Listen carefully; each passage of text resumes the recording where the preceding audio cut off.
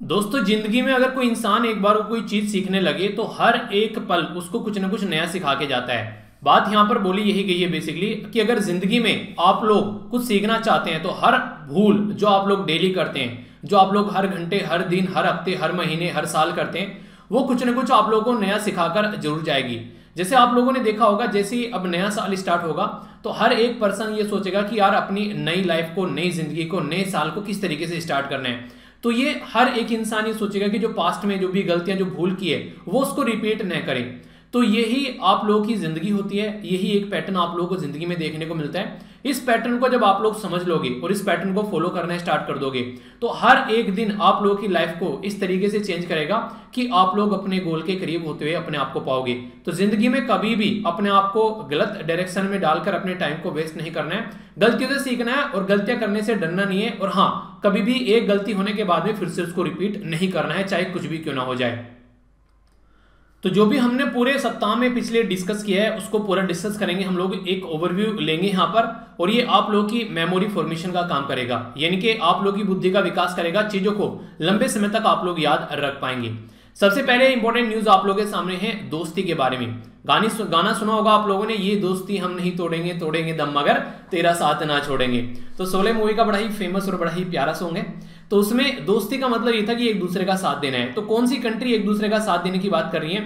तो मालदीव, श्रीलंका और इसी के साथ में इंडिया के द्वारा बात की गई कि एक दूसरे का साथ देंगे, जो भी दिक्कत होगी तो इनके द्वारा एक एक्सरसाइज कंडक्ट कराई गई। ये जो एक्सरसाइज थी यहाँ पर, ये आप लोगों को देखने को मिली बाइनल, यानी बाइनल क्या रहता है? जो 2 साल में एक बार होती है, ठीक है। बाई एनुअल क्या रहता है? जो कि हर 1 साल में 2 बार होती है। तो कंफ्यूजन नहीं होना चाहिए दोनों शब्द में। यहां पर आप लोगों को देखने को मिलेगा कि एक्सरसाइज 2 साल में एक बार होती है।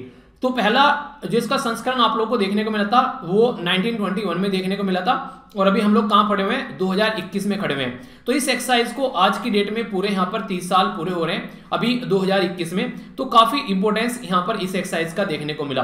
तो यही आप लोगों से डायरेक्ट क्वेश्चन बन जाएगा कि किन कंट्री के बीच में है, कब इसको स्टार्ट किया गया, 30 साल अभी यहां पर पूरे हो रहे हैं, और किस तरीके से चीजों को आगे लेके चला जा रहा है। तो एक तो ये फैक्ट है जो आप लोग यहां पर याद रखिएगा। अब कुछ इंपॉर्टेंट मुद्दे यहां पर अगर बात करें इंडिया और श्रीलंका के बीच में, या फिर इंडिया और मालदीव के बीच में और कौन कौन सी एक्सरसाइज आप लोगों को यहां देखने को मिलती हैं, तो वो चीजें मैं आप लोगों को दिखाऊं इससे पहले थोड़ा सा आप लोग आइए देश का भ्रमण कर लीजिए। ये है अपनी प्यारी कंट्री यहां पर, और मैं आप लोगों से बात कर रहा हूं श्रीलंका के बारे में। तो श्रीलंका आप लोगों को अपनी कंट्री के जस्ट नीचे जाएंगे साउथ में तो श्रीलंका देखने को मिलेगा। थोड़ा सा और नीचे आप लोग यहां पर जाएंगे इंडियन ओशन के अंदर में, और जूम करके चीजों को देखेंगे तो आप लोगों को यहां पर मालदीव देखने को मिलेगा। तो यहां पर इंडिया हो गया, फिर यहां पर श्रीलंका हो गया, और यहां आप लोगों को मालदीव नजर आएगा। तो इन तीनों की जो दोस्ती है वो बड़ी ही गहरी है, तो इसीलिए दोस्ती एक्सरसाइज आप लोगों के सामने निकल कर आई। अब इंडिया और श्रीलंका के बारे में और भी एक्सरसाइज है, जैसे बात करें तो मैत्री शक्ति, याद रखिएगा मैत्री शक्ति इंडिया और श्रीलंका की मिलिट्री एक्सरसाइज है। और इसी के साथ में यहां पर बात की जाए SLINEX यानी कि श्रीलंका इंडिया एक्सरसाइज। तो यहां पर ये एक नेवल एक्सरसाइज आप लोगों को देखने को मिलेगी। तो मिलकर काम करते हैं। अभी यहां पर 4 मुद्दे हैं जिन पर ये अच्छे से काम करने की बात करें। एक तो मैरीन सिक्योरिटी के बारे में बात करते हैं, दूसरा यहां पर ह्यूमन ट्रैफिकिंग के बारे में, काउंटर टेररिज्म के बारे में, और साइबर सिक्योरिटी के बारे में, यानी कि समुद्र की सुरक्षा और इंसानों की जो तस्करी नहीं होनी चाहिए, टेररिज्म को, आतंकवाद को कैसे खत्म करना है, और कैसे साइबर सिक्योरिटी को टैकल करना है, यानी कि जो भी इंटरनेट के थ्रू आज की डेट में अटैक किए जाते हैं उसको कैसे उसको रोकना है। इंडिया और मालदीव के बीच में एक एक्सरसाइज है जिसका नाम है एक्सरसाइज इक्वेरियन। इक्वेरियन जो एक्सरसाइज है यहाँ पर, ये एक मिलिट्री एक्सरसाइज इंडिया और मालदीव के बीच में देखने को मिलेगी। एक छोटी सी बात जो आप लोगों से एग्जाम में क्वेश्चन की फॉर्म में पूछी जा सकती है स्टेटमेंट देकर, ये लिखा गया यहाँ पर एक्वेरियन। इसका मतलब क्या होता है? इसका मतलब होता है फ्रेंड्स, यानी कि दोस्त। तो यानी कि ये शब्द का मतलब भी यहाँ पर दोस्त आप लोगों को देखने को मिलेगा। तो इस तरीके कई बार फैक्ट्स और फिगर जो है वो आप लोगों से पूछ ले जाते हैं, तो कोई भी कंफ्यूजन आप लोगों को यहाँ पर नहीं होना चाहिए। इंपॉर्टेंट यहां पर न्यूज है, अभी वर्ल्ड हेल्थ ऑर्गेनाइजेशन के द्वारा एक बात बोली गई जिसमें बोला गया मल्टी सिस्टम इन्फ्लेमेटरी जो सिंड्रोम है, जिसको हम लोगों ने MIS-C बोला। तो ये एक ऐसी बीमारी है जो बच्चों में काफी लार्ज स्केल पर देखने को मिली, खासकर उन बच्चों में जिनको कोविड-19 की बीमारी हो गई। कोविड-19 की बीमारी होने के बाद में माता पिता के द्वारा काफी लेट हो गए उनको इलाज कराने में, और वो बीमारी उनको कुछ समय तक टिकी रही। वो बीमारी फिर ठीक भी हो जाती है। तो ये यहाँ पर MIS-C यहाँ पर बच्चों को ये बीमारी लगी। इससे क्या हुआ कि उनकी बॉडी में इन्फ्लेमेशन यानी कि कई जगह सूजन देखने को मिली। तो बच्चों को ये जो बीमारी है, अगर 2 से लेकर 6 हफ्ते तक आप लोग कोविड-19 बच्चों का टिका रह जाता है और उसको किसी न किसी तरीके से अगर ठीक नहीं हो पाता है, तो फिर ये बीमारी बच्चे की किडनी में, उसके पेट में, उसकी एक तरीके से लंग्स के अंदर में, ब्रेन के अंदर में, उसके दिल के अंदर में भी आप लोगों को ये दिक्कतें नजर आएंगी। आप लोगों ने सुना होगा स्मॉल इंटेस्टाइन और लार्ज इंटेस्टाइन यानी कि जो बड़ी आंत और छोटी आंत होती है, इनमें भी आप लोगों को सूजन देखने को मिलेगी, जिसकी वजह से दिक्कत निकल कर आती है। तो ये जो बीमारी है, इसकी वजह से कई सारे बच्चों की डेथ भी हुई। तो इसी के बारे में अवेयरनेस फैलाने के लिए बात की गई WHO के द्वारा कि इस बीमारी को जल्दी से जल्दी टैकल करना है। तो ये बीमारी एक खतरनाक बीमारी साबित यहाँ पर हो रही थी। और पता है, छोटे छोटे बच्चे जो होते हैं उनको अगर डायरिया हो गया, एक बार दस्त हो गया या निमोनिया हो गया, तो फिर कई सारी और बातें यहाँ पर निकल कर आती है। तो जिसकी वजह से काफी ज्यादा न्यूज में थी। तो इसके बारे में तो आप लोग आइडिया रखेगा ही रखेगा। साथ ही साथ में एक छोटी सी और यहाँ पर बात है, एक पर्टिकुलर बीमारी होती है जिसका नाम भी आप लोगों ने सुना होगा, क्वासेकी डिजीज। ठीक है, तो यहाँ पर ये जो बीमारी होती है, ये भी एक इन्फ्लेमेटरी डिजीज आप लोगों को देखने को मिलेगी। तो यहाँ पर इसके लिए जो दवाई यूज की जाती है, उसका नाम भी आप लोगों से यहाँ पर पूछा जा सकता है, क्योंकि ये जो दवाई है ये अभी यूज की जा रही है पर्टिकुलर जो यहाँ पर MIS-C के ट्रीटमेंट के लिए। इसका नाम है कोर्टिकोस्टेरॉइड। ठीक है, तो कोर्टिकोस्टेरॉइड जो स्टेरॉइड है जो है यहाँ पर इसको यूज किया जा रहा है, तो इस बीमारी के लिए, ताकि यहाँ पर बच्चों को ट्रीट किया जा सके। तो ये कुछ ऐसी बेसिक इंफॉर्मेशन है जिनके बारे में आप लोग याद रख सकते हैं। उसके बारे में अवेयरनेस भी काफी ज्यादा फैलाएगी, ताकि जो लोग हैं वो यहाँ पर समझ सके कि बच्चों को कैसे बचा कर रखना है। ठीक है, आगे बढ़ते हैं। नेक्स्ट इंपोर्टेंट जो न्यूज यहाँ पर ये निकल कर आ रही थी, ये रसिया की साइड से निकल कर आई। रसिया के द्वारा अभी यहाँ पर एक इसका सैटेलाइट था जिसका नाम आप लोगों को देखने को मिलेगा, एक मिलिट्री सैटेलाइट। ठीक है, तो जिसका नाम था टुंड्रा सैटेलाइट। तो यहाँ पर ये जो मिलिट्री सैटेलाइट था रसिया के द्वारा, ये एक एंटी मिसाइल सिस्टम है, जिसको यहाँ पर बेसिकली टुंड्रा सैटेलाइट पार्ट है अर्ली वार्निंग सिस्टम का। जैसे कि एक वार्निंग नहीं जाती है, जैसे S-400 है, आप लोग देखिएगा, अगर कल को कोई हमारे ऊपर अटैक करता है तो S-400 सिस्टम क्या करेगा, हवा में उस मिसाइल को डिस्ट्रॉय कर देगा। तो उसका सिस्टम क्या काम करता है, पहले उसकी रडार रहती है, डिटेक्ट कर लेती है कि कोई मिसाइल आ रही है। कंट्रोल सिस्टम को वो सिग्नल सेंड करती है कि भाई साहब मिसाइल आ रही है, देख लेना। और कंट्रोल सिस्टम जो मिसाइल सिस्टम के जो मिसाइल सिस्टम रहता है उसको कमांड देता है कि भाई साहब फायर करो यहाँ पर अपना सिस्टम, क्योंकि मिसाइल आ रही है, और उसको हवा में डिस्ट्रॉय कर ये निकल जाते हैं। तो ये एक तरीके से यहाँ पर ऐसा सिस्टम हो गया जो कि एंटी मिसाइल यहाँ पर सिस्टम है, जिसको इनके द्वारा कुपोल या फिर डोम का नाम भी दिया गया। तो ये एक अर्ली वार्निंग सिस्टम यहां पर देखने को मिला। इससे पहले इनका अर्ली वार्निंग सिस्टम था, उसका नाम था OKO-1 था इनका नाम सिस्टम, जिसका मतलब होता है आई यानी कि आंख, यानी कि दूसरे के ऊपर नजर रखना, कल को कोई ऐसी दुर्घटना देखने को अगर मिलने लगे तो। बातें करें यहां पर, तो यहां पर जो इनका ये कुपोल है ये इसलिए यहां पर लाया जा रहा है क्योंकि OKO जो 1 है वो उसने काम करना बंद किया, काफी लंबा समय हो गया था, उसकी उम्र जो है वो निकल चुकी थी। तो इसके चलते ये नया सिस्टम लाया गया। अपनी कंट्री में भी क्या ऐसा कोई सिस्टम है? जी हाँ बिल्कुल है। S-400 जो ट्रम्प है यहाँ पर, ये हम लोगों ने कहां से लिया? ये लिया हम लोगों ने रसिया से, जिसके चलते अभी यूएसए ने हमारे ऊपर कार्डसा के थ्रू अभी जो नहीं एक तरीके से सैंक्शन लगाने की भी बात की थी। पृथ्वी एयर डिफेंस और एडवांस एयर डिफेंस सिस्टम आप लोगों को देखने को मिलेगा। अश्वनी एडवांस एयर डिफेंस जो इंटरसेप्टर मिसाइल भी आप लोगों को यहाँ पर नजर आएगी। तो ये कुछ ऐसी बेसिक चीजें हैं जिनके बारे में आप लोगों को पता होना चाहिए। क्वेश्चन अगर एग्जाम में बन जाते हैं तो कोई भी कंफ्यूजन आप लोगों को इसके बारे में नहीं होना चाहिए, ठीक है। तो ये मैंने आप लोगों को डिटेल में इसके बारे में समझा दिया। अब चलेंगे नेक्स्ट इंपोर्टेंट न्यूज की ओर। नेक्स्ट इंपोर्टेंट जो न्यूज निकल कर आ रही है यह है स्मार्ट सिटी मिशन से। स्मार्ट सिटी मिशन जब हमारे देश में स्टार्ट किया गया, उसका बेसिक पर्पज ये था कि हमारे जो शहर हैं वो स्मार्ट लगे। जैसे आप लोग ने अच्छे कपड़े पहनकर नहा धोकर बाल वाल बनाकर बिल्कुल स्मार्ट हो जाते हो, तो बिल्कुल ऐसे ही शहर को भी स्मार्ट कैसे बनाया जाएगा? अगर वहां पर टेक्नोलॉजी अच्छी हो, अर्बन का ढांचा अच्छा हो, इसी के साथ में इंटरनेट का कनेक्शन, हॉस्पिटल के साथ में जाना वो वाला कनेक्शन, गाड़ी वगैरह आसपास में से ही सवारी मिल जाए, पब्लिक ट्रांसपोर्ट, खाने पीने या फिर कोई घर का सामान आसाम से मिल जाए, इन्वायरमेंट यानी कि पोल्यूशन ना हो, पानी साफ स्वच्छ आप लोगों को देखने को मिले, और सस्टेनेबल चीजें रहे, यानी कि बहुत ही ज्यादा होच पोच हो रही है सारी चीजें।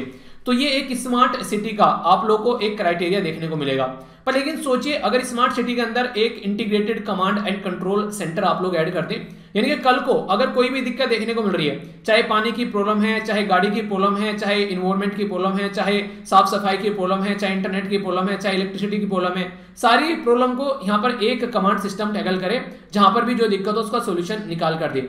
इवन स्मार्ट सिटी के अंदर हम लोग स्मार्ट पुलिसिंग की भी बात करते हैं, ताकि वहां पर सही से यहाँ पर चीजों को पकड़ा जा सके। अगर कोई अपनों को आपको धूम यानी अब धूम मूवी का अगर चोर समझ रहा है कोई अपने को, यहाँ चोरी कर लेंगे तो उसको भी कंट्रोल कर सके। तो ये सारा सिस्टम आप लोगों को देखने को मिलेगा स्मार्ट सिस्टम के तहत। तो यहाँ पर उसी को कनेक्ट कर और आगे लेकर चलने की बात की गई अभी रिसेंटली।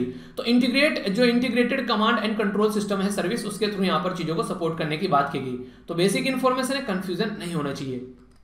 ये एक इंपॉर्टेंट न्यूज आप लोग बोल सकते हैं इंडिया और इजराइल के रिलेशन के बारे में भी, और इसी के साथ में वुमेन इंपावरमेंट के बारे में भी कुछ लिखने के लिए आए, तो दोनों के लिए आप लोग इसको काउंट कर सकते हैं। एक सिस्टम है जिसके ऊपर क्वेश्चन मेंस में ही पूछा गया यूपीएससी से, इसको बोलते हैं STEM। इसका क्या मतलब क्या होता है? Science, technology, engineering and mathematics.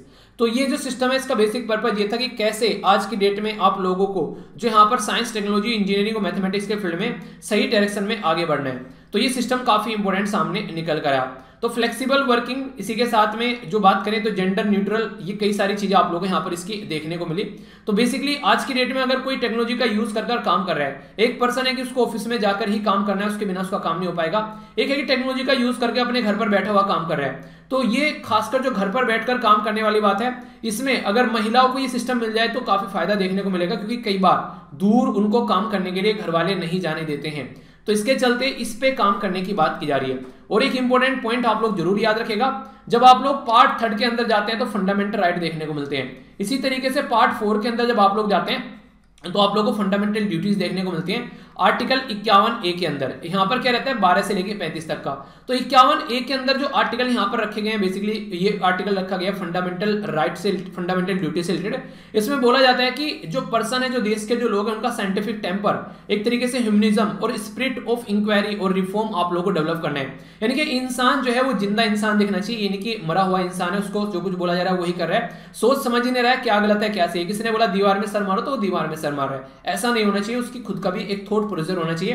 तो उसके चलते काम करने की बात की गई और बोला गया कि इस एरिया में काम करना काफी ज्यादा जरूरी है।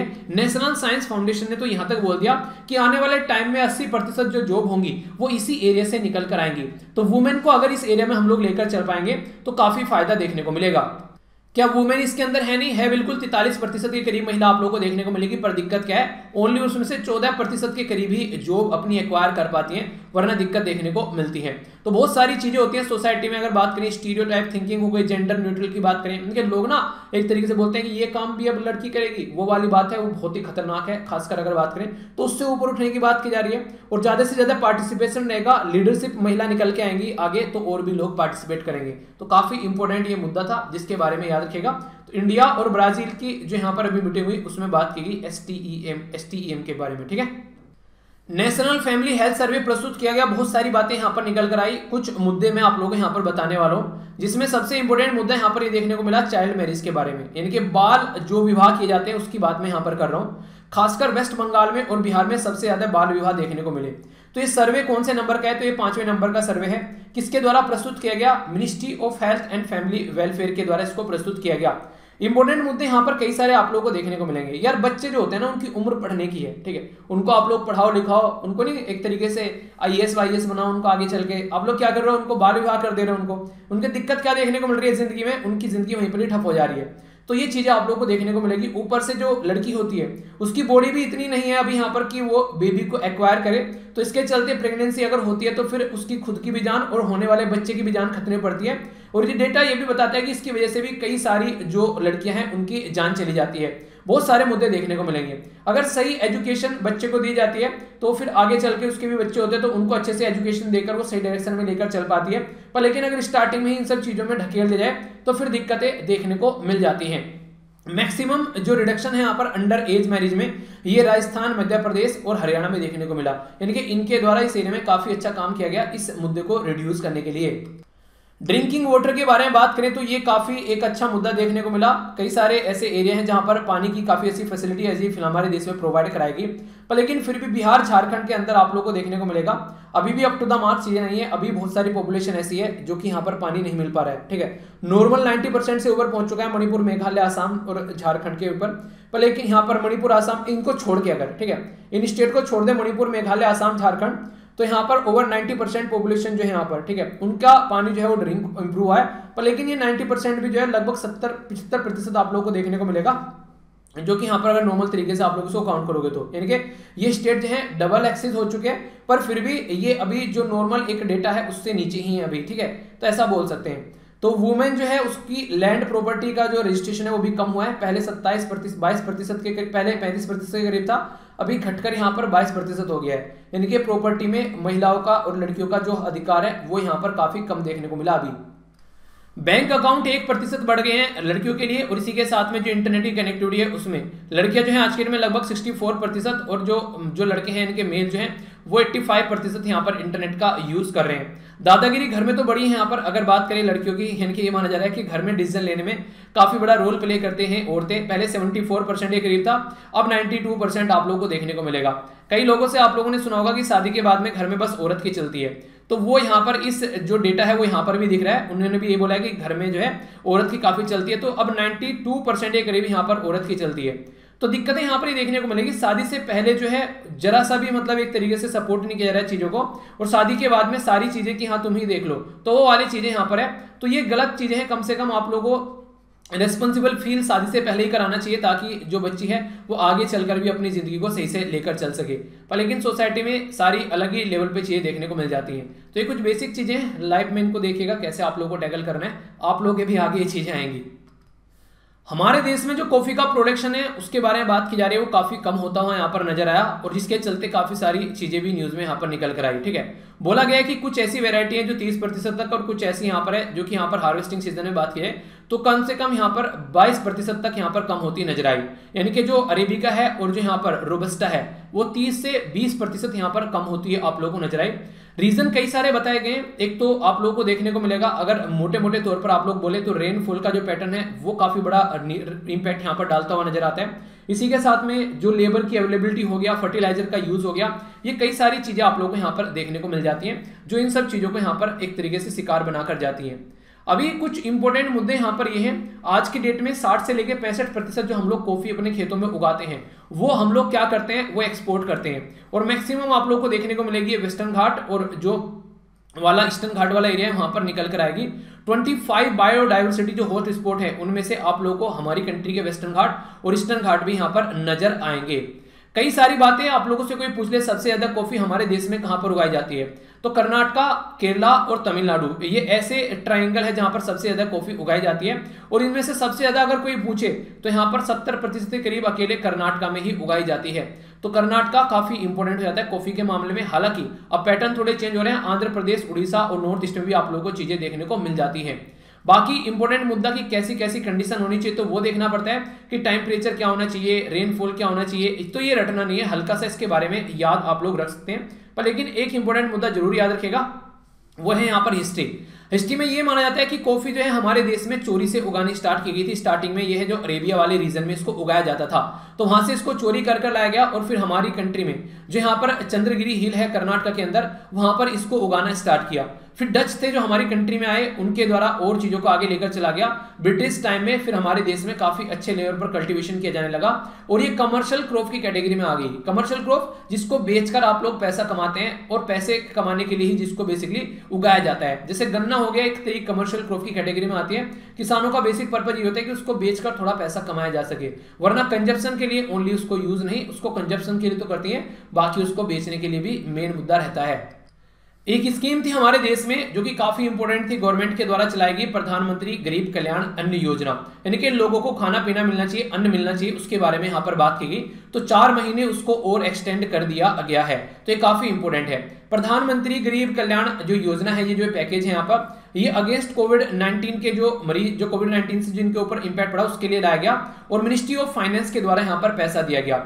स्टार्ट की गई थी मार्च के महीने में 2020 में, पर लेकिन आगे इसको बढ़ाते चले गए। और इंपॉर्टेंट मुद्दा यहाँ पर ये है, हमारी कंट्री में ऑलरेडी एक स्कीम आप लोगों को देखने को मिलेगी, नेशनल फूड सिक्योरिटी एक्ट, यानी कि जो नेशनल फूड सिक्योरिटी एक्ट है उसके तहत सबको जो गरीब तबका है सोसाइटी का खाना प्रोवाइड कराया जा रहा है। और इसको किससे जाता है, वो पब्लिक डिस्ट्रीब्यूशन सिस्टम के थ्रू यहाँ पर जाता है। तो ये जो नई स्कीम है यहाँ पर, ये उसके पैरेलल में चलेगी, उसको सपोर्ट करती है, ना कि ये ऐसा है कि या तो ये लो या लो, नहीं, दोनों आप लोगों को मिलेगा अगर गरीब तबका सोसाइटी का है। तो इसके चलते काफी ज्यादा न्यूज में थी, तो इसको और आगे नेक्स्ट एक्सटेंड कर दिया गया है। तो मिनिस्ट्री इंपॉर्टेंट है यहाँ पर, फाइनेंस मिनिस्ट्री यानी कि निर्मला सीतारमण जी के अंडर में यहाँ पर ये आती है। एक तितली काफी ज्यादा न्यूज में थी जिसके बारे में आप लोगों से डिस्कस की थी, अरुणाचल प्रदेश के अंदर, नाम था इसका केसरी हिंद। तो केसरी हिंद यानी कि एम्परर ऑफ इंडिया, यानी कि जो देश के राजा आप लोग बोल सकते हैं, तो उनके नाम पर यहाँ पर बेसिकली एक तितली का नाम है केसरी हिंद। वो कई सारे कलर की प्यारी सी स्वीट सी तितली आप लोग यहाँ पर देखने को मिलते हैं, कितनी प्यारी है। तो ये जो तितली है यहाँ पर, इसको केसरी हिंद की बेसिकली इसका नाम है, और इसको अगर साइंटिफिक नेम आप लोग बोले तो इसका नाम है यहाँ पर टीनोपाल्पस इंपीरियलिस। तो ये इसका नाम आप लोगों को यहाँ पर नजर आएगा। तो अरुणाचल प्रदेश हमारी कंट्री में नॉर्थ ईस्ट का एक राज्य है जिसके द्वारा इसको स्टेट की बटरफ्लाई का दर्जा दे दिया गया है। ये जो तितली है IUCN के अंदर ये नियर थ्रेटन की कैटेगरी में देखने को मिलेगी, यानी कि इंटरनेशनल जो यूनियन जो कंजर्वेशन ऑफ नेचर है उसके बारे में बात की जाती है।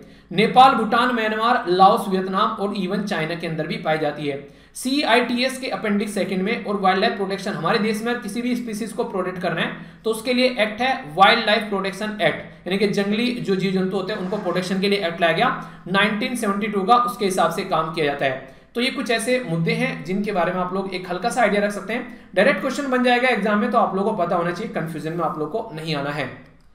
कोरोना के बारे में तो आप लोगों ने सुना है, यहां पर बात की जा रही है नोरो वायरस के बारे में। नोरो वायरस जो था डिटेक्ट किया गया केरला के अंदर में। तो केरला के अंदर जब डिटेक्ट किया गया तो पता चला ये काफी खतरनाक वायरस है। आप लोग जो नॉर्मल सैनिटाइजर यूज करते हैं ना, उसकी औकात नहीं है इसको खत्म करने की।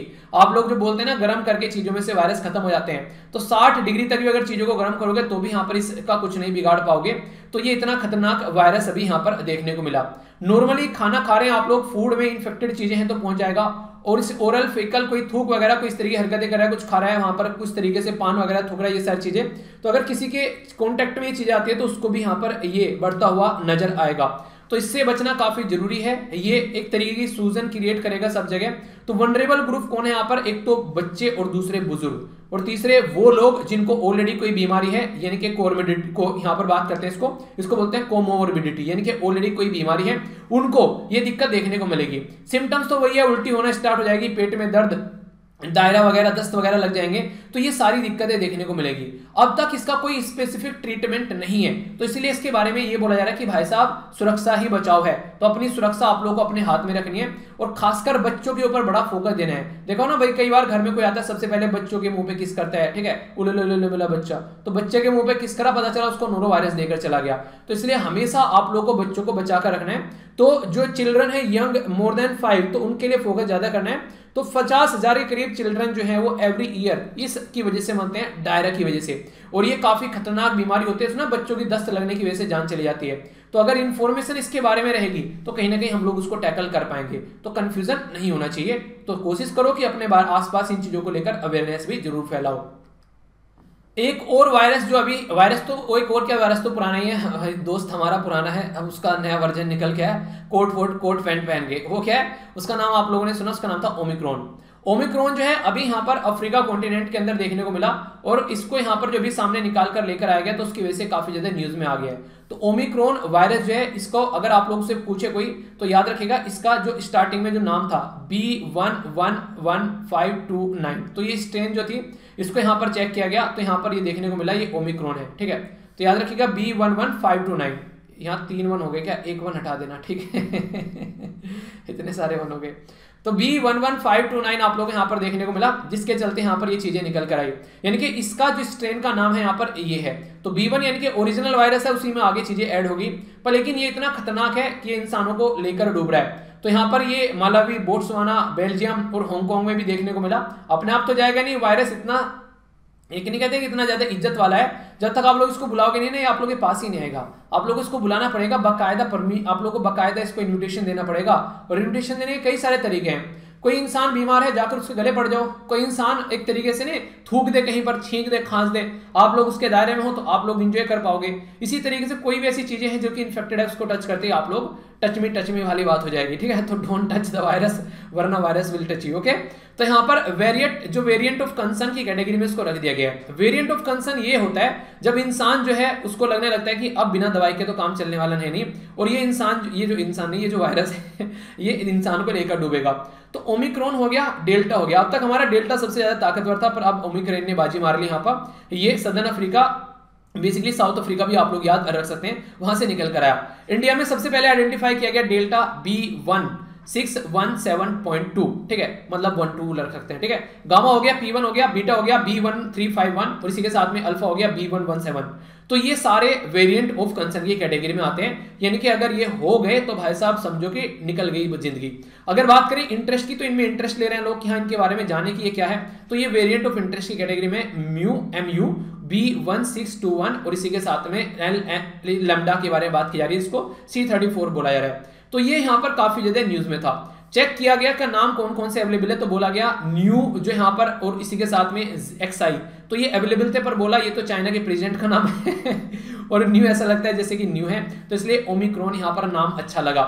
इंडिया के अंदर अगर बात करें तो लोग जो है अपनी दवाइयां ले रहे हैं, तो अच्छा ये हो रहा है कि आगे चल के चीजें जो है कम देखने को मिल रही हैं, तो आप लोग भी अपने डोज जो है वो लगवा लीजिए ताकि कोई भी दिक्कत देखने को नहीं मिले। बूस्टर डोज किस किसने लगाया, अभी बूस्टर डोज भी लेने चला गया कोई डर के मारे कि चलो बूस्टर डोज भी ले लेते हैं अभी लोगों को सिंगल डोज नहीं मिल रहे हैं, तो कई सारे लोग बूस्टर डोज की बातें करने लगे हैं। चलिए जो भी है अच्छा है, जिसको जो भी मिला अपना लगवा लीजिएगा, अच्छा रहेगा, ठीक है। आगे चलते हैं।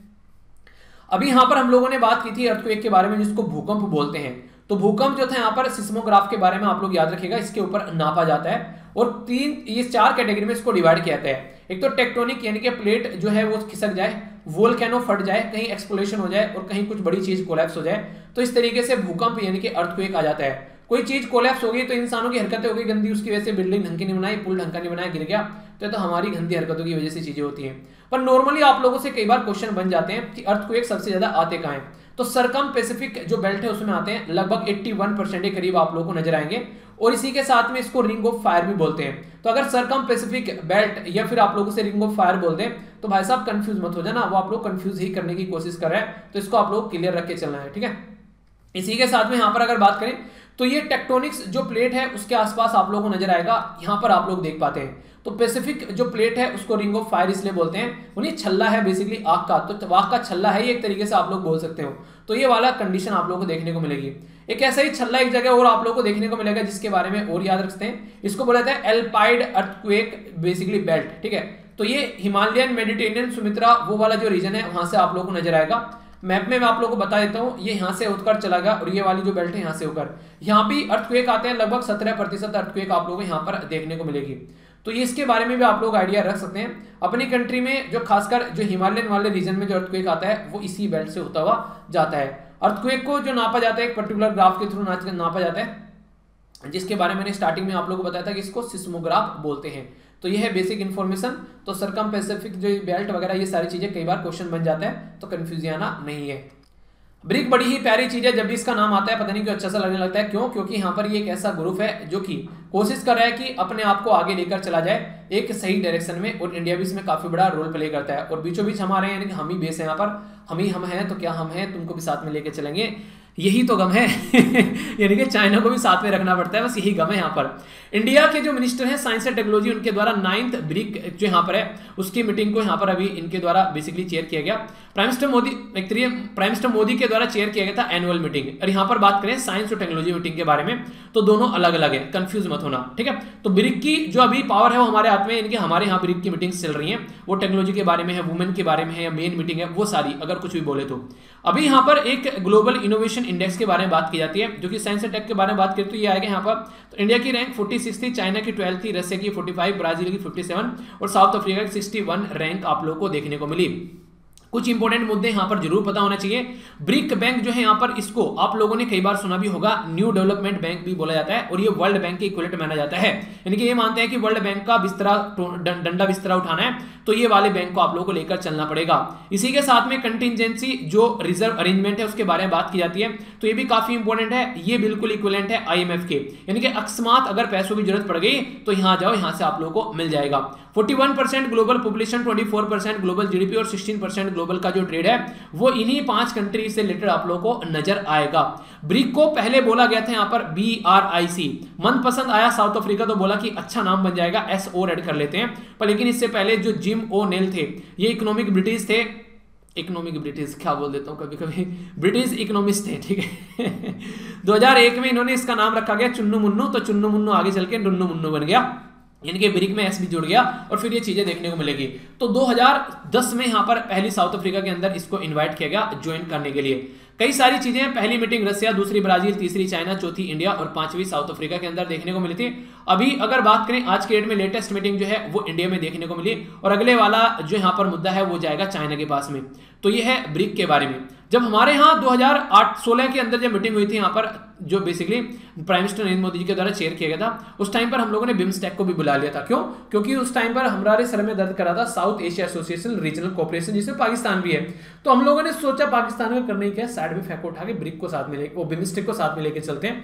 तो उसकी वजह से यहाँ पर ये न्यूज में आ गया था। गाना आप लोगों ने सुना होगा, जिंदगी एक सफर है सुहाना, यहाँ कल क्या हो किसने जाना। लगता है सिंगर बन जाऊं, क्या कहते हो? सफर के बारे में बात की जा रही है। सफर को बोलते हैं system of air quality and weather forecasting, ठीक है? नहीं, ऐसा कुछ नहीं है। System of air quality and weather forecast and research, तो रिसर्च भी है इस मैड में, तो इसको मत भूल जाना।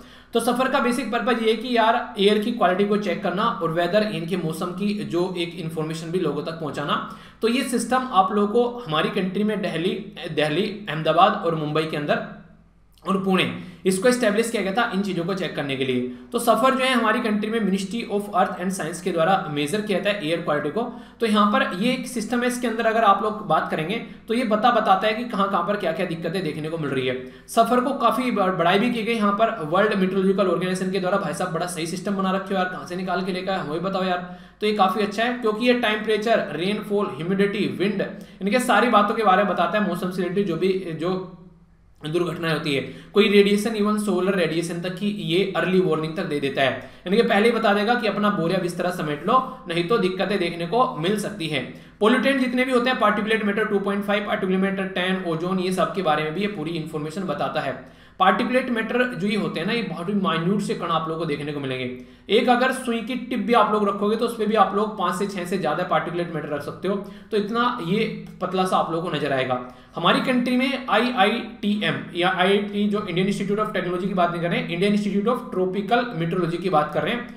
तो ये यहाँ पर इसके द्वारा पुणे के अंदर जो है इसके द्वारा ये डेवलप किया गया और ऑपरेट करता है IMD, इनके इंडियन मेट्रोलॉजिकल जो ऑर्गेनाइजेशन है, इनके डिपार्टमेंट है, ठीक है?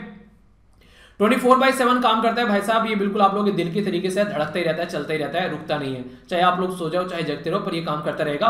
और 72 घंटे पहले आप लोगों को बता देता है कि भाई साहब सुधर जाओ, नहीं तो हम बिगड़ जाएंगे। यानी कि पहले से वार्निंग आप लोगों को दे देता है। वार्निंग के बारे में बात करें तो ये डेटा बताता है कि अगर यहाँ पर 300 से लेके 500 के बीच में है ये इंडेक्स, तो इसका मतलब ये है कि भाई साहब एक हष्ट पुष्ट आदमी भी बीमार होने वाला है। ये वाली बात है। तो यहाँ पर 200 से लेके 300 के बीच में तो अनहेल्दी है, इनकी कंडीशन अभी भी खराब है। इसी के ये तो वेरी अनहेल्दी है। अगर अनहेल्दी के बारे में बात करें तो 150 से 200 में आएगा। और अनहेल्दी फॉर सेंसिटिव ग्रुप, यानी कि जो छोटे बच्चे हो गए, बुजुर्ग हो गए, बीमार लोग हैं, उनके लिए ये मॉडरेट है, काम चल जाता है। और यहाँ पे तो आप लोग लाइफ को एंजॉय कर रहे हो। ये वाला शायद किसी किसी को नसीब होता होगा आज के में देश में, वरना सब इसी कैटेगरी में आप लोग को देखने को मिलेंगे। और कुछ तो ऐसे हैं जो मैक्सिमम यहाँ पर नजर आएंगे। तो कंडीशन जो है बहुत ही खराब है भैया, सुधर जाना चाहिए, वरना कंडीशन और ज्यादा खराब हुई गवा, ठीक है? सफाई जो मित्रा सुरक्षा चैलेंज के बारे में बात की थी, तो यहाँ पर 19 नवंबर 2020 में तो यहाँ पर वर्ल्ड टॉयलेट डे के चलते यहाँ पर ये चीजें भी आप लोगों को देखने को मिली थी। उसी के बारे में बात की जा रही है। तो हजार्डस जो एंट्री है बेसिकली उनके बारे में बात की जाती है। आज की डेट में बात करें तो जो टॉयलेट है ना, ये साफ सफाई है। अगर इंसान इनको भी ढंग से रख लेता है, बहुत सारी बीमारियां उससे दूर रह पाएगा। तो चैलेंज यही है कि कैसे इनको चीजों को टैकल करना है। और इसी के चलते हमारी कंट्री में बहुत सारी चीजें ऐसे जिनके ऊपर फोकस किया जा रहा है। स्वच्छ भारत जो मिशन था वो भी इसी को ध्यान में रखते हुए लाया गया था, ताकि इन सब समस्याओं से हम लोग दूरी बना सकें। एनसीसी के बारे में बात की थी। अभी 73rd एनिवर्सरी एनसीसी की यहाँ पर सेलिब्रेट की गई 28 नवंबर को। तो उसके चलते यहाँ पर ये न्यूज में आया था। इंपॉर्टेंट मुद्दा यहाँ पर ये भी है कि ये मिनिस्ट्री ऑफ डिफेंस के अंडर में आता है। और इसी के चलते अभी इसमें चेंज करने की बात की गई। क्यों? क्योंकि यहाँ पर अब बात करेंगे तो हमारी कंट्री में आज की डेट में ट्रांसजेंडर को थर्ड जेंडर बनाया गया। तो उसके चलते एनसीसी में ट्रांसजेंडर का प्रोविजन नहीं है। तो ट्रांसजेंडर के प्रोविजन एनसीसी में डालने के लिए नेशनल कैडेट कॉर्प्स जो एक्ट है, एनसीसी एक्ट 1948 लाया गया, ताकि यहाँ पर उनको इसके अंदर भी डाला जा सके। तो एनसीसी के बारे में आप लोगों को ये बताना है कि एनसीसी को रिकमेंडेशन जो है कि एनसीसी जैसी कोई चीजें बननी चाहिए, तो कौन सा पर्टिकुलर यहाँ पर एक कमेटी थी जो कि 1946 में कमेटी बनाई गई थी। एक तो उसका नाम बताना है। दूसरा इंपॉर्टेंट क्वेश्चन यहाँ पर ये, ट्रांसजेंडर को थर्ड जेंडर हमारी कंट्री में सुप्रीम कोर्ट के द्वारा कौन से केस के बाद में बनाने की बात की गई थी। तो ये दो मुद्दे हैं जिनके बारे में आप लोग को बताना है। मल्टी डायमेंशनल पोवर्टी यानी कि कई एरिया में गरीबी। एक इंसान हेल्थ से गरीब है, बीमार पड़ा हुआ है, दूसरा एजुकेशन से गरीब है, उसको एजुकेशन नहीं मिल पा रही है, तीसरा यहाँ पर रहने खाने पीने जिंदगी में लाले पड़े हुए हैं, तो इसको बोलते हैं मल्टी डायमेंशनल पोवर्टी। तो ये आज की डेट में नीति आयोग हमारे देश में multi dimensional poverty index release करता है। ये वो वाला इंडेक्स जो है ऑलरेडी जो ऑल ओवर वर्ल्ड में रिलीज किया था, global multi dimensional poverty index, उससे आप लोगों को थोड़ा डिफरेंट नजर आएगा। तो इसमें ग्लोबल शब्द नहीं है, हमारे वाले में मल्टी डायमेंशनल पोवर्टी इंडेक्स है। तो यहां पर अगर आप लोग देखें तो टोटल 12 इंडिकेटर आप लोगों को देखने को मिलेंगे। इसके अंदर आप लोगों को 10 इंडिकेटर नजर आते हैं। यहां पर अगर बात करें ग्लोबल लेवल पर हमारी जो रैंक है वो 66 देखने को मिलेगी 109 कंट्री में से। और यहां पर ये अलग अलग एरिया के लिए हमारी कंट्री में पब्लिश किया जाता है, जिसके चलते हम लोग गरीबी के बारे में काउंट कर सकें। तो इसके चलते अभी बात करें तो इसके बारे में कुछ इंफॉर्मेशन बताई गई है। जैसे बिहार जो है वह हाईएस्ट प्रोपोर्शन आप लोगों को देखने को मिलेंगे जो कि मल्टी डायमेंशनल पोवर्टी के लोग रहते हैं, और केरला में सबसे कम आप लोगों को यहाँ पर नजर आएंगे। तो ये काफी बड़ा मुद्दा है। बिहार में हाईएस्ट मेल न्यूट्रिशन आप लोगों को कुपोषण के शिकार भी देखने को मिलेंगे। इसी के साथ में झारखंड, मध्य प्रदेश, उत्तर प्रदेश के बारे में बात की जा रही है। तो इसी के ऊपर काम करने की बात यहाँ पर की गई है कि कैसे कैसे चीजों को सुधारना है। तो ये पोवर्टी इंडेक्स में यहाँ पर हाईएस्ट टॉप पर है जो बिहार है, 51 आप लोगों को नजर आएगा। केरला 0.07 आप लोगों को नजर आएगा। ये इंडिकेटर क्या क्या है, जैसे न्यूट्रिशन हो गया, चाइल्ड की जो एडोलेसेंट मोर्टेलिटी होगी, बचपन छोटे से ही बच्चा मर जाए, ठीक है। इसी के साथ में मैटरनल हेल्थ यानी कि माँ की जो कई बार डेथ हो जाती है, तो माँ भी यहाँ पर उनकी भी जच्चा और बच्चा दोनों की हेल्थ अच्छी होनी चाहिए। स्कूल में जाता है कि नहीं, स्कूल में अटेंडेंस कितनी है, अगर जाता भी है तो, ठीक है। इसके साथ में कुकिंग फ्यूल क्या उपले या फिर गोबर के जो हुए नहीं गोसे वगैरह बनाए जाते हैं वो यूज करते हैं, या फिर कुछ और सैनिटेशन के बारे में बात की जाती है। तो बहुत सारे ऐसे मुद्दे आप लोग को देखने को मिलेंगे।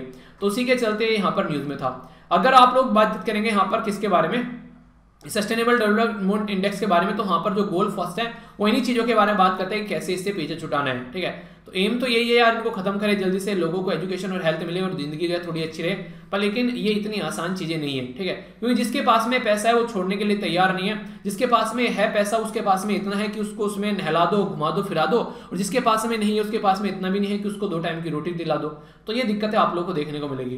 तो इसलिए मैं आप लोगों को बोलता हूँ कभी भी अगर अच्छी पोजीशन पर आप लोग पहुंच जाओ तो कोशिश करो 5 से 10% हमेशा अपनी सैलरी का किसी दूसरे के लिए रखो, ताकि आप लोग किसी दूसरे के लिए कुछ कर सको। क्योंकि जब जिंदगी में आखिरी मुकाम पर पहुंचोगे ना, जब जिंदगी में आखिरी सांस ले रहे होगे, उस टाइम पर यही चीजें हैं आप लोगों को जो याद आने वाली है कि हाँ जिंदगी अपने लिए नहीं दूसरों के लिए भी जिए। वरना जिंदगी में दुनिया आती है यार, चली जाती है, कोई किसी को याद नहीं रखता है, सब चीजें चलती रहती हैं। अपने आप को आप लोगों को अगर खुश रखना है तो कुछ ऐसे अपने स्टैंडर्ड बना लो कि हाँ ये चीजें मुझे फॉलो करके चल रही है, तो सारी चीजें फिर अच्छे से आप लोग एंजॉय कर पाओगे।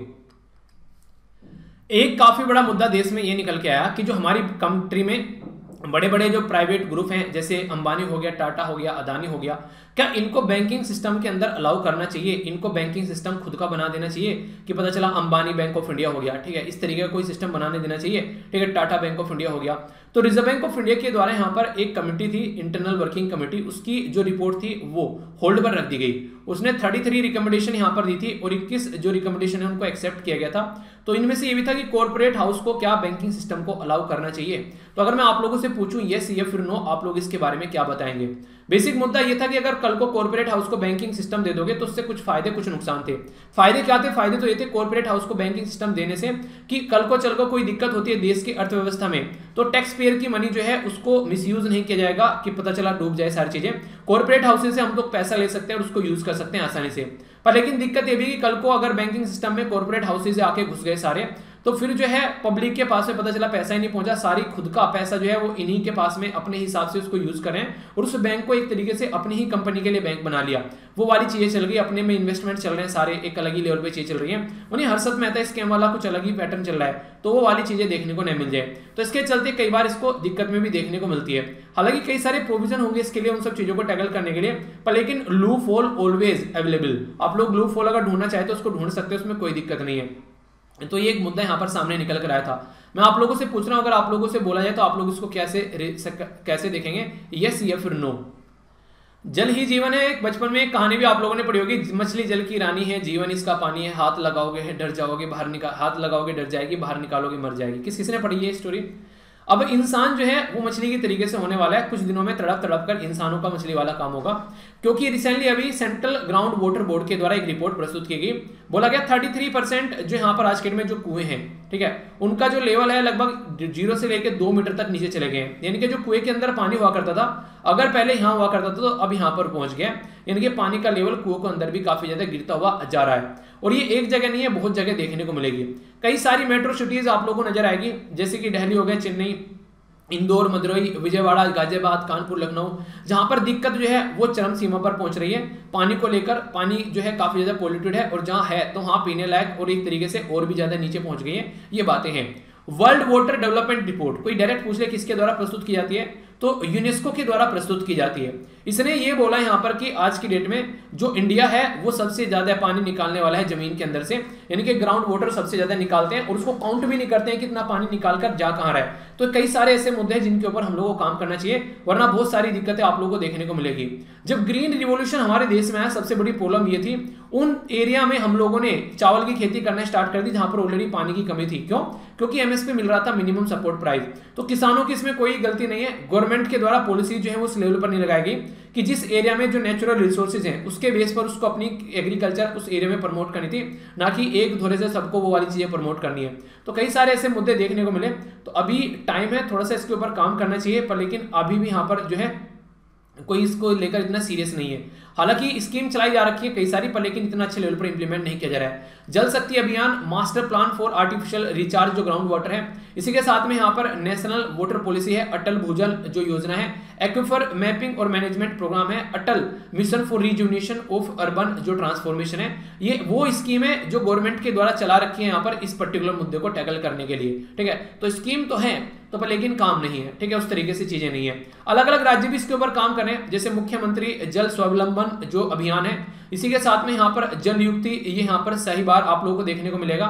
नेक्स्ट यहाँ पर सुजलम सुफलम अभियान इन गुजरात, तो सुजलम सुफलम का मीनिंग आप लोगों को बताना था। मिशन काकतिया के बारे में बात की थी, तेलंगाना, नीरू चिट्टू ये आंध्र प्रदेश के अंदर है, जल जीवन हरियाली ये बिहार का आप लोगों को देखने को मिलेगा। और हरियाणा वाले भाई तो हमारे जैसे बिल्कुल सीधे साधे, उन्हें हरियाणा के सीधे साधे भाई। ठीक है, तो उनके द्वारा क्या किया गया कि जल ही जीवन है भाई, और कुछ टेंशन नहीं लेनी है, जल बचाओ और जीवन पाओ। तो ये वाली चीजें, तो जिस भी राज्य से आप लोग आते हैं तो आप लोग इसको एंजॉय कर सकते हैं। ठीक है, तो कंफ्यूजन नहीं होने का है। बाकी देश के बारे में सोचो, राज्य तो चलते रहते हैं। ठीक है, अपनी चीजों को किस तरीके से लेके चल रहे हैं। आगे चलते हैं, काफी इंपोर्टेंट मुद्दा भी बना हुआ है डिजिटल करेंसी को लेकर। अभी यहाँ पर डिजिटल करेंसी को लेकर सेंट्रल बैंक डिजिटल करेंसी की बात की जा रही है। तो रिजर्व बैंक ऑफ इंडिया के द्वारा बोला गया कई सारे जो एक्ट है उनके अंदर चेंज किया जाएगा, उसमें से reserve bank of India act भी एक होगा। जहां जहां पर नोट जो पैसे के बारे में जिक्र किया गया वहां पर उसको चेंज किया जाएगा, उसके अंदर डिजिटल करेंसी भी ऐड की जाएगी। तो आने वाले टाइम में काफी बड़ा मुद्दा बन चुका है कि हम लोग को अपनी खुद की डिजिटल करेंसी होनी चाहिए, वरना किसी और के ऊपर डिपेंडेंट रहना पड़ेगा अगर हम लोगों ने अपनी डिजिटल करेंसी को आगे लेकर नहीं बढ़े तो इसके चलते ये मुद्दा था यहाँ पर। ठीक है, तो डिजिटल करेंसी होनी चाहिए नहीं होनी चाहिए ये आप लोग बताइए। फिएट करेंसी कौन सी होती है? वो करेंसी जो आज के डेट में आप लोग बोलते हैं ना, जैसे आज के डेट में हमारी करेंसी जो रुपी है वो एक तरीके फिएट करेंसी है। ठीक है, जिसको कोई मैनेज करता है, ऊपर से रेगुलेट करता है। ठीक है, उसका भाव बढ़ रहा है घट रहा है उसको लेकर चिंतित रहता है, जैसे आरबीआई बैठ रहता है, मॉनेटरी पॉलिसी कमेटी लिए हुए। ठीक है, वही वाली बातें हैं यहाँ पर कि देखते हैं कहां पर दिक्कत है तो वहीं जाकर पकड़ लेता है उसको। अब बात की जा रही है जेड-ई-डी। ठीक है, तो जेड-ई-डी क्या है? अगर इसके बारे में बात की जाए तो इसको बोलते हैं जीरो डिफेक्ट जीरो इफेक्ट, यानी कि कोई भी कमी कोई भी खामी नहीं होनी चाहिए। बिल्कुल ऐसे जैसे आप लोग जो जब लेक्चर देखते हैं तो बिल्कुल टकटकी लगाकर देखते हैं। ठीक है, तो वो वाला मुद्दा बोला गया है। तो जीरो डिफेक्ट और जीरो इफेक्ट की बात यहाँ पर की जा रही है। तो हमारी कंट्री में micro small and medium enterprise जो छोटे छोटे लघु उद्योग हैं, वो जो भी प्रोडक्ट बनाते हैं उसके अंदर कोई डिफेक्ट नहीं होना चाहिए, ताकि लार्ज स्केल पर उसको बेचा जा सके और यहाँ पर अपनी कंट्री में अपने जो लोग हैं उनकी जो इनकम है डबल की जा सके और अपना एक्सपोर्ट भी बढ़ाया जा सके। हमारा एक्सपोर्ट कब बढ़ेगा यार? जब हमारे प्रोडक्ट में कोई कमी नहीं होगी। अगर प्रोडक्ट के अंदर कमी है तो स्कोर कैसे बढ़ेगा? तो ये मुद्दे आप लोग समझ सकते हैं। तो इसके बारे में यहाँ पर बात की जा रही थी, जो कि एक मोटा मोटा आइडिया आप लोग रख सकते हैं। ओके, आगे चलते हैं। काफी बड़ा मुद्दा था और काफी ज्यादा न्यूज में था। यहाँ पर बात की जा रही थी बारबाडोस। बारबाडोस जो है वो एक नया रिपब्लिक बन गया है और उसने क्वीन एलिजाबेथ को गद्दी से उतार के फेंक दिया है, उसकी बेइज्जती कर दी। बुढ़ापे में हार्डकोर टूट जाएंगे, फेंका क्यों भैया? चलो कोई नहीं, इसको पसंद नहीं आता इसलिए फेंक दिया। ठीक है, बारबाडोस आप लोग यहाँ पर देखने को मिलेगा। क्या हुआ? बारबाडोस आप लोग को देखने को मिलेगा यहाँ पर साउथ अमेरिका के जस्ट ऊपर। ये एग्जैक्ट लोकेशन है आप लोगों के सामने। तो इंपॉर्टेंट मुद्दा यहाँ पर कॉमनवेल्थ गेम, क्या कॉमनवेल्थ जो नेशन है उसका पार्ट है? जी हाँ बिल्कुल है, ठीक है, उसका पार्ट ये कंटिन्यू रहेगा। बेसिकली है क्या, आज के डेट में 54 नेशन आप लोग यहाँ पर देखने को मिलेंगे, पर ये आज की डेट में इसके कंट्रोल में नहीं रहेगा यहाँ पर, ऐसा मुद्दा आप लोग बोल सकते हैं। बारबाडोस यहाँ पर 54 जो मेंबर है उसमें आप लोगों को नजर आता है, ठीक है। तो सिंपली अगर बात कीजिए कॉमनवेल्थ नेशन जिनको बोलते हैं, तो कॉमनवेल्थ नेशन वो नेशन है जिन पे कभी अंग्रेजों के द्वारा रूल किया गया, लंदन डिक्लेरेशन के थ्रू इनको बनाया गया था, ठीक है, याद रखिएगा।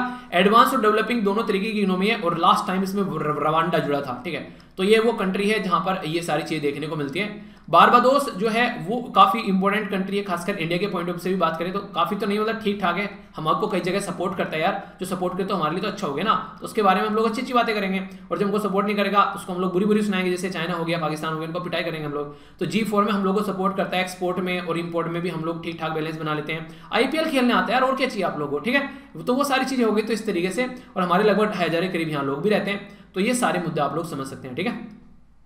लिथियम पाया गया यहाँ पर, जो एक तरीके से लिथियम की स्टडी की गई, बोला गया कि जो सितारे हैं कई सारे लिथियम रखते हैं, तो लिथियम के बारे में आप लोग याद रखते हैं। तो लिथियम काफी इंपॉर्टेंट एक प्रोडक्ट हो जाता है जिसके लिए आप लोग बैटरी बनाते हैं, रिचार्जेबल बैटरी, और ये आवर्त सारणी वो सॉरी आपने पीरियोडिक टेबल में कहाँ देखने को मिलती है, तो यहाँ पर तीसरे नंबर पर है लिथियम, काफी हल्का है, टिकाऊ मटेरियल, ठीक है। ट्रायंगल लिथियम का कौन है, यहाँ पर चिली है, बोलिविया हो गया और अर्जेंटीना हो गया, तो इसके बारे में याद रखिएगा। इलेक्ट्रिक व्हीकल बनाए जाते हैं लिथियम से।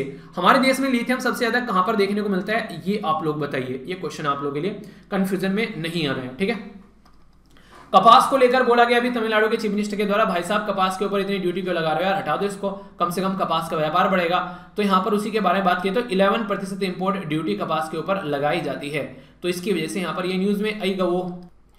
इंडिया सबसे ज्यादा कपास प्रोड्यूस करता है, चाइना दूसरे नंबर पर, यूएसए तीसरे नंबर पर, और सबसे ज्यादा टॉप प्रोड्यूस राज्य कौन सा है, गुजरात, महाराष्ट्र, तेलंगाना, आंध्र प्रदेश और राजस्थान। तो ये वो राज्य मैक्सिमम आप लोगों को देखने को मिलेंगे जहां पर पानी की जो है कम एक तरीके से अवेलेबिलिटी रहती है, तो उसी एरिया में यहाँ पर कपास को उगाया भी जाता है, ठीक है। तो ये कुछ बेसिक बातें हो गई जो कि याद रख सकते हैं। ममता जी ने ये बोला है कि सीबीआई को एंट्री नहीं करने दें, कुछ भी होगा भाई साहब, हम वहीं पर अपना बेसिकली ना वो अपनी खाद डालकर बैठ जाएंगे, वहां से हटेंगे नहीं। जनरल कंसेंट छीन लिया सीबीआई से, जनरल कंसेंट छीनने का मतलब क्या है, सीधा सीधा मतलब है कि आज के बाद में सीबीआई दिखनी नहीं चाहिए हमारे एरिया में, वरना कुछ और कर देंगे हम लोग। यानी कि कोई भी मैटर जो है उसको जनरल कंसेंट में ये रहता है कि कुछ भी आओ अपना मजे लेके जाओ, यार दोस्त अपना घूमते रहते हैं, पर लेकिन अगर स्पेसिफिक कंसेंट में बात करें तो कोर्ट वगैरह ही आकर काम करेगा, तभी काम चलेगा। पर पुराने जो काले चिट्ठे हैं, पुरानी जो हरकतें की गई हैं, उससे नहीं पीछे छुड़ेगा, वो तो कंटिन्यू चलती रहेंगी। तो ये कुछ मुद्दे हैं जिनके बारे में याद रख सकते हैं, ठीक है। कई बार क्वेश्चन पूछ ले आते हैं। एक हम लोगों ने इंपॉर्टेंट डे के बारे में बात की थी, तो इंडियन जो नेवी डे है यहाँ पर वो काफी इंपॉर्टेंट है, याद रखिएगा। तो 4 दिसंबर को सेलिब्रेट किया जाता है, ठीक है। युद्ध के लिए तैयार, विश्वसनीय और एकजुट, यानी कि कॉम्बैक्ट, रेडी, क्रेडिबल और यहाँ पर कोहेसिव, ये हमारी अब की बार की थीम भी यहाँ पर है। बाकी ये इंपॉर्टेंट मुद्दा था जो याद रखिएगा, पता होना चाहिए। यहाँ पर स्वर्णिम विजय वर्ष इसको बोला जाता है, तो ये हम लोग सेलिब्रेट कर रहे हैं अब की बार 1971 के साथ में अगर कंपेयर करोगे तो। इस टाइम पर ऑपरेशन ट्राइडेंट इंडिया के द्वारा चलाया गया था, पाकिस्तान की नाक में दम करने के लिए, ठीक है। एक छोटी सी और बात मैंने आप लोगों को बोली थी, द हिंदू के जो डिस्कशन है वो डेली आप लोगों को मॉर्निंग में 6:30 बजे देखने को मिल जाएगा। तो मेरे साथ आप लोग सबसे पहले अपने दिन को स्टार्ट कर सकते हैं, एक सही डायरेक्शन में लेकर चल सकते हैं, और यहाँ से आप लोगों को मोटिवेशन देखने को मिलेगा। तो इसको पार्ट जरूर बनाइए अपनी लाइफ का, ताकि सही डायरेक्शन में चीजें आप लोगों की चलती रहे, ठीक है। और ये जो वीडियो आती है शाम को 8:30 बजे देखने को मिलती है, तो उसको भी आप लोग एंजॉय कर सकते हैं। तो दोनों वीडियो को अपना पार्ट बनाइए अच्छे से, ताकि कोई कंफ्यूजन न रहे। ये भी एक इंपॉर्टेंट दिवस था हमारे डे में, जिसको बोलते हैं वर्ल्ड डे ऑफ हैंडीक्राफ्ट, यानी कि जो दिव्यांगन होते हैं उनके बारे में हम लोगों ने बात की थी। तो उनके चलते यहाँ पर यह था कि जो leadership and participation of person with disability toward an inclusive, accessible and sustainable post covid world, यानी कोविड-19 के बाद में एक टिकाऊ, एक अच्छा दुनिया अगर आप लोगों को बनानी है, तो यहाँ पर जो दिव्यांगन है उनको भी साथ में लेकर चलना पड़ेगा। तो ये काफी इंपॉर्टेंट है। मैंने बताया था हमारी कंट्री में लगभग 2.2 के करीब आज के डेट में जो दिव्यांगन देखने को मिलेंगे 138 करोड़ पॉपुलेशन के अंदर। कुछ और डे हम लोगों ने देखे थे, यहाँ पर हम लोगों ने बात की थी किसके बारे में, वर्ल्ड कंप्यूटर लिटरेसी डे के बारे में, 2 जो दिसंबर को सेलिब्रेट किया था, ठीक है। तो कंप्यूटर मैन ऑफ इंडिया, तो ये एक तरीके से आप लोग बेसिकली यहाँ पर कंप्यूटर को कैसे आगे लेकर चलना है, लोगों तक स्किल पहुंचानी है, वो था बेसिक मुद्दा। अबोलिशन ऑफ स्लेवरी के बारे में जब बात करते हैं तो संविधान के अंदर जाओगे तो पार्ट 3 में हमको देखने को मिलता है 12 से 35 तक आर्टिकल। उसके अंदर एक आर्टिकल है आर्टिकल 23, उसके अंदर स्लेवरी को खत्म करने की बात करते हैं। 40 मिलियन आज की डेट में अगर बात करें लोग जो हैं वो वर्ल्ड के अंदर विक्टिम है मॉडर्न स्लेवरी के किसी न किसी तरीके से, तो कैसे खत्म करना है वो बातें रहती है। पॉपुलेशन कंट्रोल काफी बड़ा मुद्दा है, तो इसके ऊपर भी बात की जाती है। तो दिसंबर को ये डे सेलिब्रेट किया जाता है। वर्ल्ड एड्स डे यहाँ पर 1 दिसंबर को देखने को मिला, और एंड इनइक्वलिटीज एंड एड्स, तो ये यहाँ पर थीम भी आप लोग को नजर आई। एड्स होती है बीमारी का नाम, और एचआईवी होता है वायरस का नाम, एक्वायर इम्यूनो डिफिशियंसी सिंड्रोम, और इसको बोलते हैं ह्यूमन इम्यूनो डिफिशियंसी सिंड्रोम यानी कि वायरस। नेक्स्ट यहां पर बात की थी day of remembrance of all the victim of chemical warfare, तो इसके बारे में आप लोग याद रखिएगा, ये काफी इंपॉर्टेंट है, जिसके बारे में क्वेश्चन ही पूछा सकता है। यहां पर ऑर्गेनाइजेशन है ओपेक, OPEC यानी कि organisation for provision of chemical weapon, ये बताना है कि इसको नोबेल प्राइज कब मिला था, तो ये क्वेश्चन इंपॉर्टेंट। बाकी पैलेस्तीन के लोगों के बारे में बात की थी, तो पैलेस्तीन के जो लोग हैं यहाँ पर international day of solidarity with Palestinian लोग, उनके लिए यहाँ पर एक पर्टिकुलर याद रखेगा 181 ये रिजोल्यूशन लाया गया था यूनाइटेड नेशन जनरल असेंबली के द्वारा 1947 में, ताकि यहाँ पर अरब और जूस के लिए अलग अलग देश बनाया जा सके। तो ये यहाँ पर मुद्दा था जो कि मैंने आप लोगों को बताया था। ये गाजा स्ट्रिप हो गया, यहाँ पर आप लोगों को वेस्ट बैंक देखने को मिला पैलेस्तीन का, और ये हो गया इजराइल, तो इसके बारे में भी आप लोग आइडिया रख सकते हैं। तो यहाँ पर ये फतेह है और ये हमास है, और हमारी यहाँ पर एम्बेसी है तल अवीव के अंदर। तो ये था टोटल आज का डिस्कशन। मैं आशा करता हूं आप लोगों ने एंजॉय किया होगा, इसी तरीके से एंजॉय करते रहिए। वीडियो को लाइक कर आप लोग बता सकते हैं लेक्चर कैसा लगा, और नीचे कमेंट बॉक्स में बता सकते हैं 10 में से आप लोग कितने मार्क्स देंगे लेक्चर को। आप लोग फीडबैक दे सकते हैं, कहने का मतलब ये है, जिससे मुझे पता चलता रहता है कि लेक्चर आप लोगों को कैसा लग रहा है। तो अपना ध्यान रखिए, अपनी आसपास सफाई रखिए। तो मिलता हूं नेक्स्ट लेक्चर में। बड़ों को नमस्ते, छोटों को प्यार, छोटी सी लाइफ एंजॉय करार। तब तक के लिए जय हिंद।